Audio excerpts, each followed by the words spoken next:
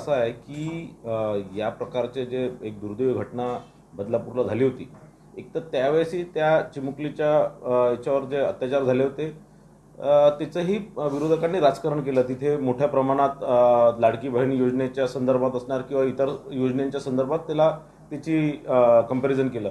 मला असं वाटतं की या प्रकारचं कोणतीही घटना झाली तर याचं राजकारण केलं नाही पाहिजे. दुसरं, काल जे अक्षय शिंदेंनी जे एका PSIवर गोळी झाडली आणि त्यानंतर स्वतःला गोळी झाडून आत्महत्या केली. मला असं वाटतं की या अशा प्रकारांमध्ये आपण कुणीही राजकारण करू नये. आणि अशा प्रकारचं मला असं वाटतं की जे महाराष्ट्र जनतेची जे प्रत्येक आईवडिलांची भावना होती की अशा नरधमाला फाशी सजा झाली पाहिजे किंवा अशा नरधमाला भर चौकात गोळ्या मारल्या पाहिजे. याच प्रकारचं मला वाटतं जे शासन करू शकलं नाही, जे कोणीच करू शकलं नाही, ते स्वतः देवानेच केलं आणि देवानेच याला कुबुद्धी सुचवली आणि त्यांनी हे सगळं केलं. पुढे विरोधक राजकारण करतात, यामध्ये देखील मायलेज मिळवण्याचा प्रयत्न विरोधकांना वाटतो.